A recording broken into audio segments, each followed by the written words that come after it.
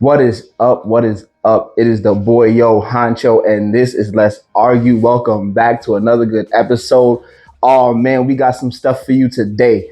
Y'all know this is a sports show, but today I'm gonna get into something a little bit more personal, a little bit of beef going on in Harlem between two of our greats, which was Cam and Jim Jones. Y'all already know what the beef is going on, so we're gonna get into that. I got some sports stuff for you at the end, a little four-way trade I want to get y'all interested to see if Jimmy Butler want to get the hell up out of Miami, and I might have a trade for y'all. This is Let's Argue. I'm the boy Yo Honcho. Like, share, subscribe, hit the bell for notifications. All of that good stuff mixed in between. Follow me on Instagram at Yo Honcho at Yo_Honcho on all platforms. Follow me, follow me, follow me. Let's get into it. What up, fellow vibers? What's good? Welcome back. Let's get into some beef though. We got some beef going on. We all know and we heard about it. Our fellow legends in Harlem. Y'all know I'm from Harlem, born and raised. 148th in Amsterdam. Still got family there. Shout out to my moms and everybody who needs shouts. You know what I'm saying? Born in Harlem Hospital, ran these streets, left, came back. I'm Harlem born and bred. Y'all know my family history here is enrooted. Let me know if y'all want to talk about it. I'll tell y'all the stories on Instagram and everywhere else y'all can find me on. But Cam and Jones once again beefing. Here we go. This is what we're going to start with today because at the end of the day, this beef has been going on for years. And it's just personal stuff. It's personal stuff. We're going to get into it. I'm going to let y'all know what's going on. Let's go. So first off, Jim Jones and Cam once again find themselves stuck in a personal beef sparked by an interview with 50 Cent and Camron.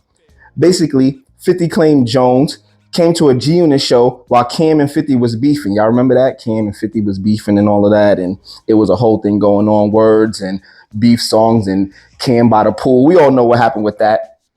Jones responded with some kind words, and I quote, "Get off my dick," because basically he was tired of his name being tossed around with 50 and jokes and laughs. And usually when you got your mans doing interviews with people who you consider your enemy, because we all know the off and on beef and the love between 50 and Jimmy ain't always, first it's fun and games. We doing weather interviews with Jimmy and we working out and doing all this stuff. But we all know those two combustible units, when they get together, kaboom. So Jim responded with that. We all know 50 and Jones crazy. So, of course, 50 couldn't help but poke the bear. So I guess like Mace, we got our popcorn and we was chilling, man. We was waiting for Camron's response because Cam went on vacation, which let Jim Jones have time to stew in his beef, drop the freestyle and all of that. But we did wait for the response and we got it on the podcast. You already know what it is, podcast with Cam and Mace, where he called Jimmy a fan and he was chased to the beach by the BMF crew and, chased in the sand and his flags were snatched. And it was just a whole crazy thing. And basically he was given the history once again of him and Dipset, how it became all together. And he dropped a couple of names out there, a couple of, Harlem names that we all could get behind. But finally, this beef has been culminating for years and years. And I'm going to give you my opinion. But first, before I give you my opinion, I want to play a video from a recent beef between these two, Cam and Jimmy. My man Flea, what up, Harlem? You know what it is.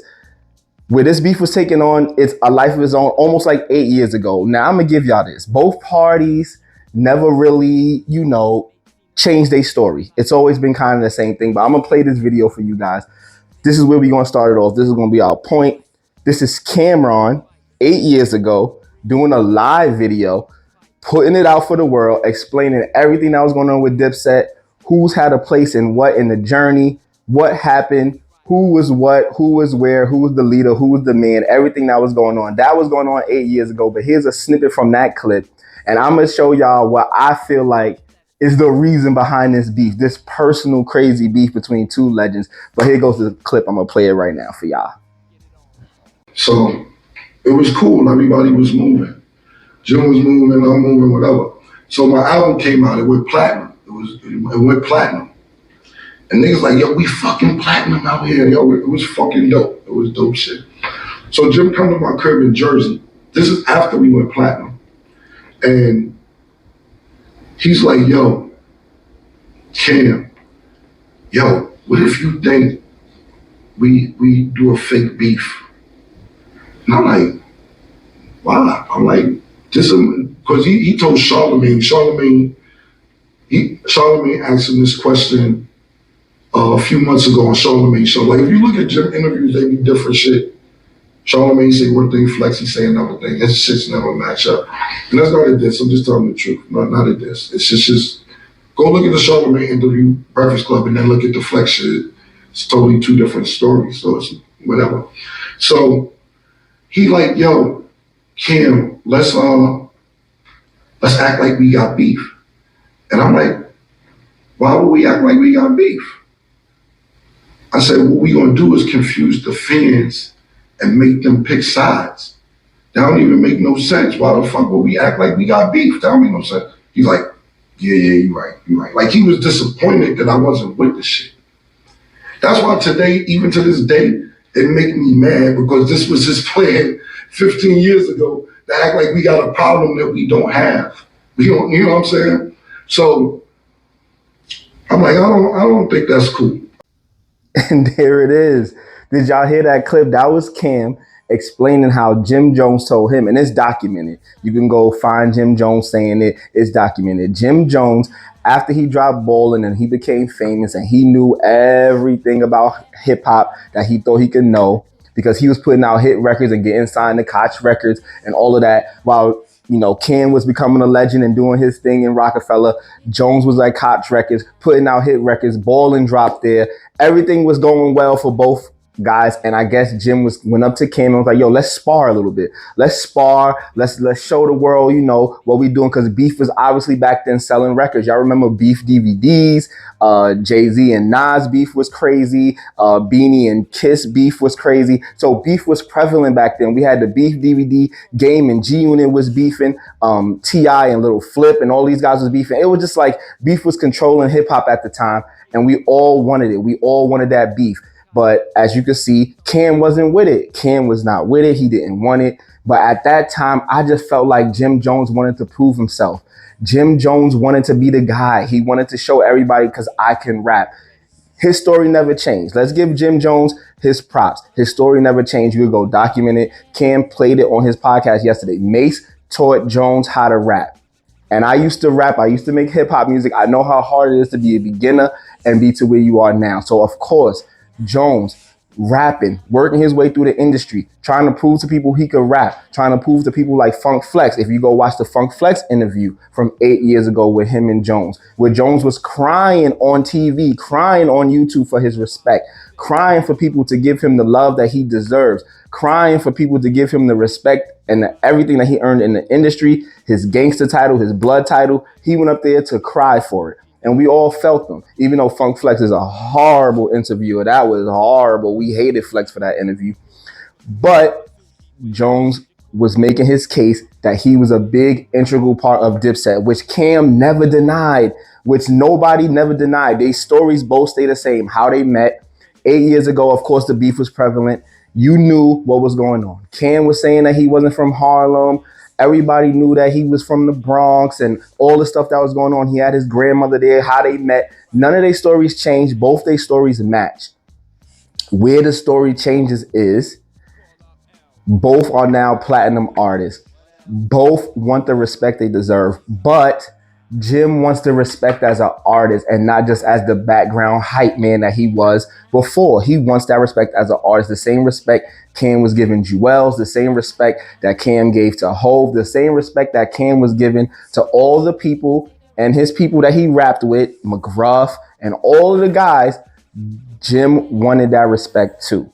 And if you go back and listen to what he said on Funk Flex, and I can say it word for word, he said it. I'm not mad at anything that Cam did. The only thing that I'm mad at is that he never showed up for me how Bleak was getting showed with Hove. Hove used to show up to Bleak shows. Hove used to come out and say Bleak is the man. Yo, Blink has, whatever he wants, he got it. He's good for life.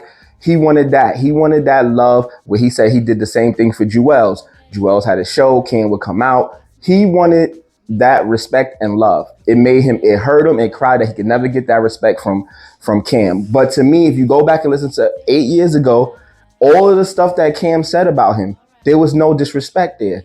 He said how he grinded to the top. He said that all he wanted was to be on the first album and get money off the first album and let him blow after that. He's the one who took him to Koch Records when Dame and them wouldn't give him a deal over at Rockefeller.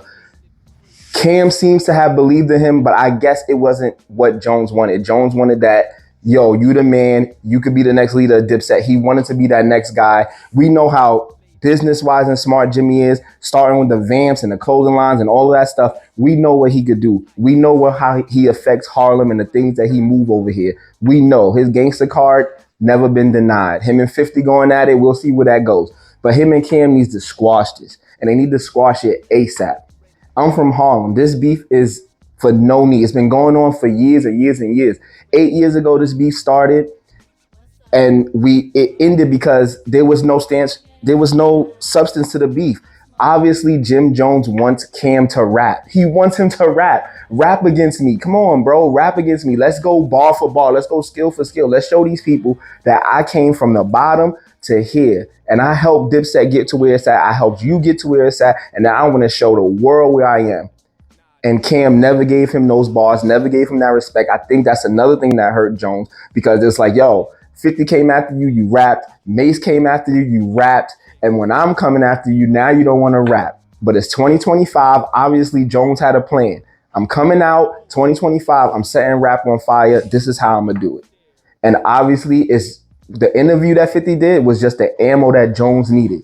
It was the ammo that he needed to get out there, because he wanted this beef, obviously, whether fake or real. He wanted it from when he dropped in 2009 was balling, I think. 2009. And I think that's when he felt, like LeBron said, he felt like he became the GOAT when he came back on the Warriors. I think balling is when Jim Jones felt that, okay, nobody believed in me, certified gangster, y'all heard me. Dipset albums, y'all see I rapped with the best of them. And now I got balling. I'm out here where we fly high. It's everywhere. Sports picked it up. I'm the guy. I'm getting $1 million check from Koch. We made Koch over $20 million from that record, maybe. So, yeah, he felt like he was the man. He felt like he was the boss. And he felt like he wanted the respect that he could get from Cam as saying, yes, I'm the boss, but now you're the underboss. But he never got that respect. And that's where this beef continues to spread. But guys, this is Harlem. Y'all love each other, man. Come on, don't do this. I know, Jones, you may seem a little aggressive to this beef, and I know you want it, but come on, there's other ways you could go about this. There's other dudes in Harlem you could battle, and we all know you nice. It's just so weird that everywhere you go, you get the respect you deserve. Every radio station, listen to the interviews. We love Jimmy. Everywhere you go, oh, you put out hot songs. You represent the West Coast. You did everything, Jones. You good, bro. You got nothing else to prove. The only thing we ask you to do is just keep putting out good music, keep repping Harlem, you know what I'm saying, and do what you do. And Cam is going to do the same thing, but there's no reason for y'all to reiterate and re-spark this beef for no reason, because people like me and people like my man Charlemagne said, yo, man, it's like we heard this before. Like, we heard everything before, and we did.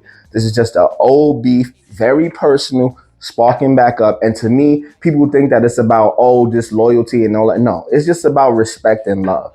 And Jim wants to be up there with the rappers that he grew up and hang out with, that he listened to coming up in the 40s. When I say the 40s, guys, that's not from Harlem. That means like 45th, 40, all those blocks in the 40s. So in the 40s, when he hung out and grew up with Cam and all of those guys, Children of the Corn, all that stuff that was going on, he was around, and he wants to respect that those rappers got, the big L's and everybody got, because he's mainstream, he's platinum, he puts out hits, and he's the capo. But we give it to you and we get the respect. Let's hope this beef is over. If you go back 8 years ago, you see Cam was on Angie talking about he's never going to speak on Jomo again. He's never going to speak on Capo again. And now we back doing this again. So listen, let's squash this beef. And for me, I just hope that it ends with no kind of like shooting and no kind of crazy shit, because we know where 50 could go, because he's a troller, and we know Jimmy, he's a troller. Mason's a troller. You know how it go when Mason talk, people get real mad because nobody want to hear Mace, because they feel like, oh, that's just, Mace, the church guy, but he's real too, murder. That's why they call him that.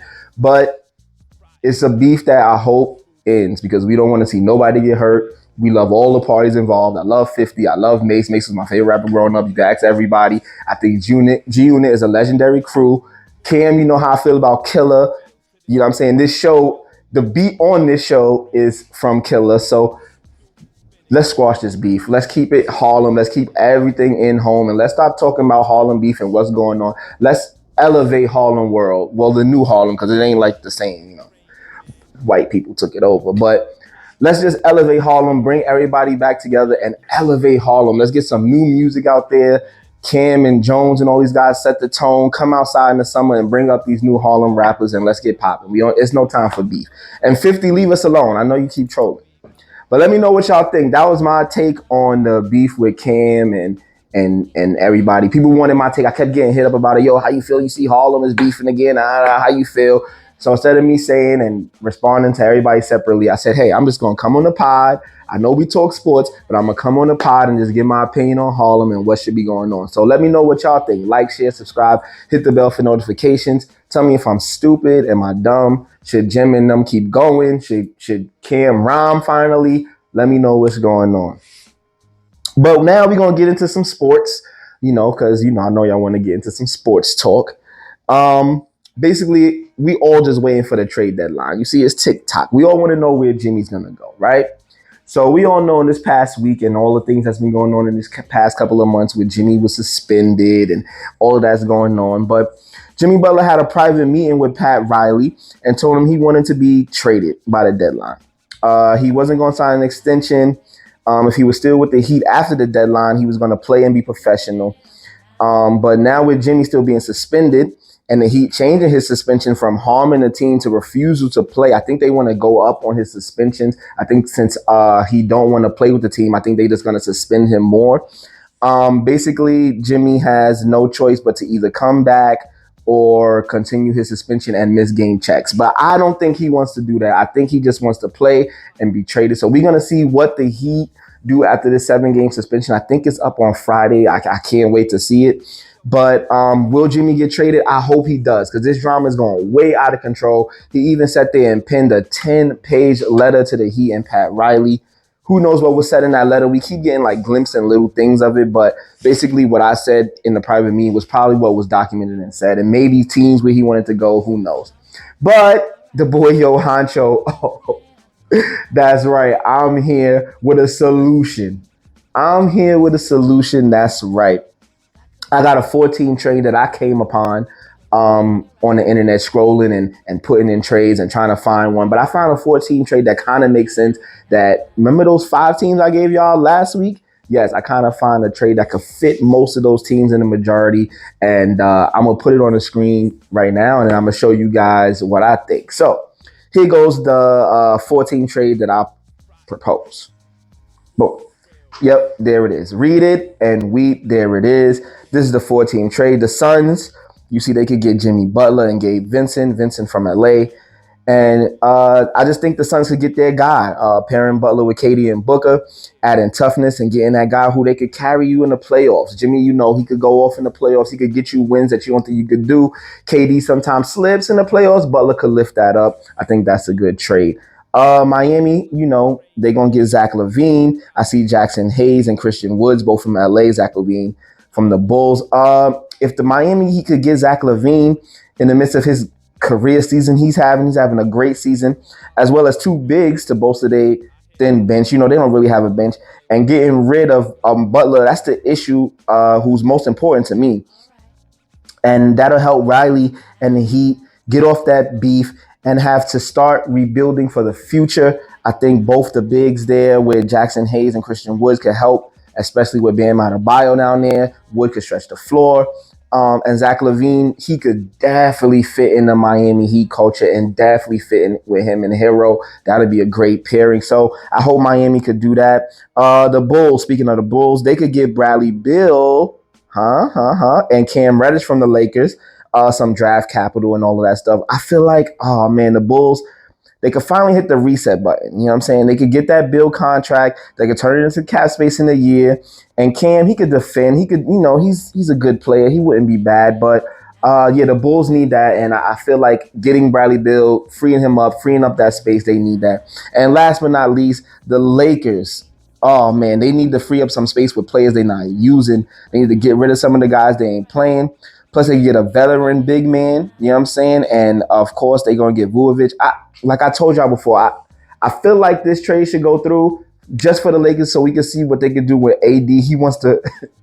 AD don't want to play power forward, so that's what it is. But that's the 14 trade. Excuse me. That's what I propose. What y'all think? I think this would save all the teams right here. This is what they all need. One big trade. We all get it over with, and now we could just go on about our business. The Jimmy beef will be over. Everybody's beef will be over. This 14 trade, I feel like, is the best trade right now if we want to move forward immediately and we could end all the Jimmy Butler stuff and things like that. So let me know what y'all think. Like, share, subscribe. Is that a great 14 trade?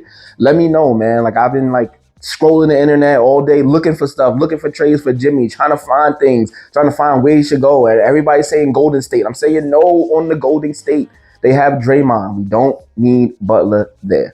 Let me know what y'all think, man. Like, share, subscribe, man. Let me know. I'm gonna end the show with that, because I kept y'all long enough talking about beef and all kind of crazy stuff.